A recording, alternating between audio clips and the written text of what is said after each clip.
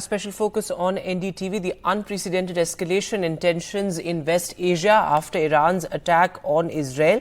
Iran's stand officially now is attack over. In fact, Israel dialed down tensions with Iran as well, saying that we are against the Republic of Iran but not against the people of the country. Iran says we have no intention to continue operations unless Israel steps up its attack as well. My colleague Uma Shankar breaks down the conflict for us.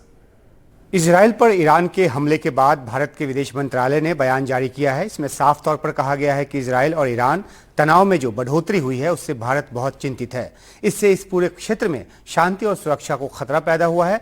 Bharat ने तनाव घटाने, संयम बरतने और हिंसा का रास्ता छोड़कर बातचीत के जरिए मसले को सुलझाने की सलाह दी है ताकि पूरे पश्चिम एशिया में सुरक्षा और अस्थायित्व बनी रहे। भारत का बयान भारत की चिंता को दर्शाता है, खासतौर पर तब जब ईरान और इजराइल दोनों से भारत के अच्छे संबंध हैं। इजराइल हमास युद्ध की शुरुआत से ही भारत जो है एक संतुलित नीति लेकर चलता रहा है। भारत हमास को आतंकी संगठन नहीं मानता, लेकिन हमास के हमले को आतंकी हमला माना गया। खुद पीएम मोदी ने ट्वीट के जरिए इसे आतंकी कार्रवाई बताया। इसके जरिए भारत ने साफ संदेश दिया कि वह आतंकवाद के खिलाफ इजराइल के साथ है। वहीं गाजा में मानवीय त्रासदी की स्थिति को लेकर भारत अपनी आवाज बुलंद करता रहा है। फिलिस्तीनियों की मदद भारत ने जारी रखा हुआ है। 2 राष्ट्र समाधान की भारत वकालत करता रहा है। ये इस परिप्रेक्ष्य में अहम है कि ईरान फिलिस्तीनियों के साथ खड़ा है और भारत का स्टैंड उसके अनुकूल है। इजरायली मिल्कियत वाले जहाज को शनिवार को जब ईरान ने अपने कब्जे में लिया तो सूत्रों के हवाले से जो बयान आया उसमें जहाज को अगवा करने जैसे शब्द का इस्तेमाल नहीं किया गया, बल्कि नियंत्रण में लेने जैसी भाषा का इस्तेमाल किया गया और चालक दल के 17 भारतीयों को जल्द और सुरक्षित रिहाई का अनुरोध किया गया। भारत और ईरान ने 2002 में एक रक्षा समझौता भी किया। विवादित न्यूक्लियर प्रोग्राम की खातिर ईरान पर प्रतिबंध लगने से पहले भारत ईरान से तेल का दूसरा सबसे बड़ा आयातक था।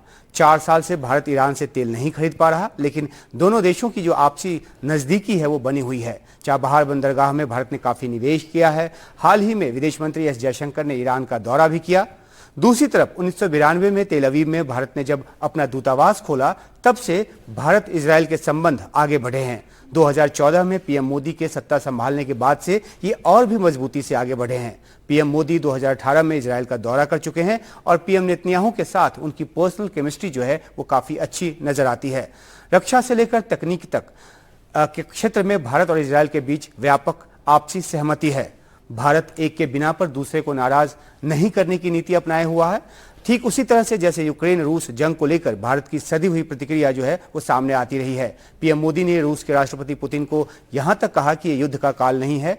वहीं रूस के साथ भारत अपने पारंपरिक रिश्ते को आगे बढ़ाता रहा है और अमेरिकी और पश्चिमी देशों के प्रतिबंधों के बावजूद रूस से तेल खरीद रहा है। रूस यूक्रेन और गाजा इजराइल जंग में संतुलित रवैये की वजह से भारत की बात को हर पक्ष अहमियत देता है।